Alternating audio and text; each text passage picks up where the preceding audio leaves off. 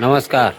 मी आला होता हेळम देवाच्या पाया पडायला. आमचं मंदिर आहे तर दुर्गादेवीचं मंदिर आहे.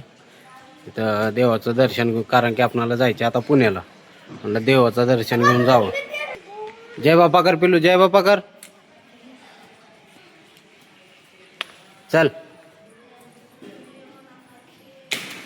दुर्गादेवीचं मंदिर आहे.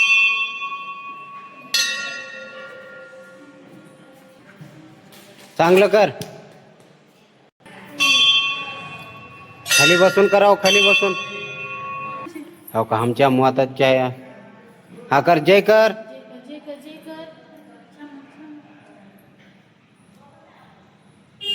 हा, आपणाला जायचं पुण्याला. म्हणलं आता आपल्या देवाच्या पाया पडून जावं. बघितलं का मंदिर किती सुंदर आहे. पाठीमागं डिझाईन पण आहे देवीचं, आणि इकडं मंदिर.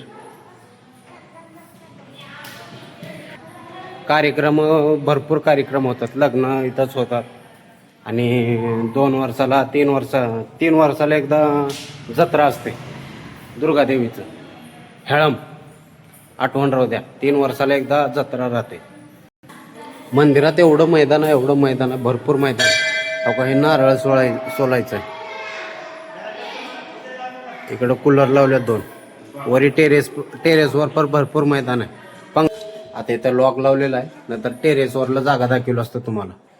पंगत बसला का असं कमसे कम एकदाच 200 लोक बसतात. एवढं जागा आहे मंदिरामध्ये, टेरेस आणि खाली दोन्हीकडं.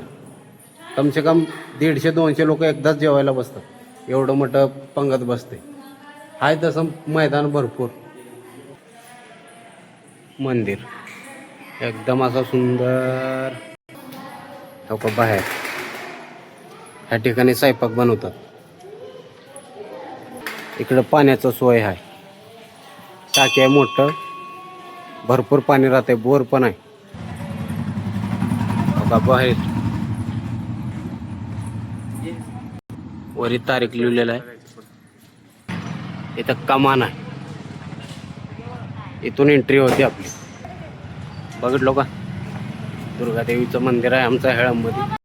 हो का, हेळम गाव. इकडं पूर्ण आमचा समाज राहते हेळम गावामध्ये. समाज आमचा लय मोठा आहे बरं हेळममध्ये. इथं गाडी उभा केला, जरा सोयऱ्याला बोलायला गेलं. बघितलो का, घरं कसलेत. 2-2 मजली घर आहेत. नादखोळ आहे.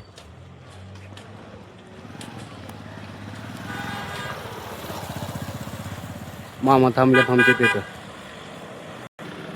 सगळे सलापाचेच घर दिसले.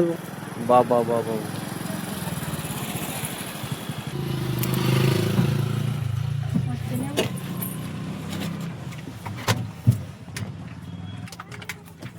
हेळमचं तळ आहे इथं. हेळमहून डायरेक्ट धनेगावला गेलो. वलांडीला आलो आता. SK mobile Vivo. मला बदलायचं होतं दोन्ही मोबाईलचे ग्लास. एकदम डिस्काउंटमध्ये बदलून दिले मला. SK mobile Vivo. जातो आता आपलं राशन भरायचं पटकन आपणाला. वलांडी सिटी आहे, बघितलो का.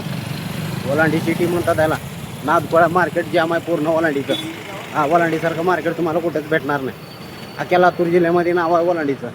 हा, नादखोळा किराणा दुकान, कपड्याचे दुकानं, सोन्याचे दुकानं, गोल्ड, नुसतं दुकानं मार्केटले जाम आहे बरं का वलांडीमध्ये. आपल्या ऑटोमध्ये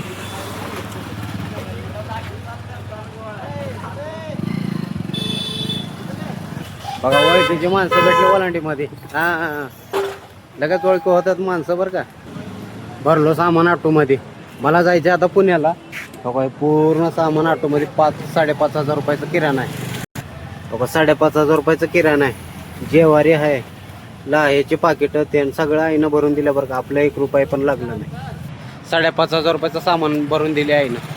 मला तर असं वाटायला लागले, आई राजी कुणाचं आपलं पोट पाणी चालते बाबा. ऐकून लय मदत होते बरं मला.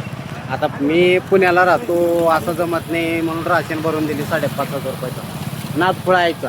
आता एक माणूस गेले बाहेर, त्याला शोधावं लागेल त्यांना. माणूस गेले, जरा गॅस भट्टी घेऊन हुडकतो आता जरा. धनेगावचाच माणूस आहे, घेऊन जावं लागेल. जाताना सोडून कसं जायला जमते. फोन करावं म्हटलं, आपलं ब्लॉक चालू आहे, थोडं पुढं जाऊन बघतो. पुढे दिसले की चमकले की चला म्हणायचं लगेच.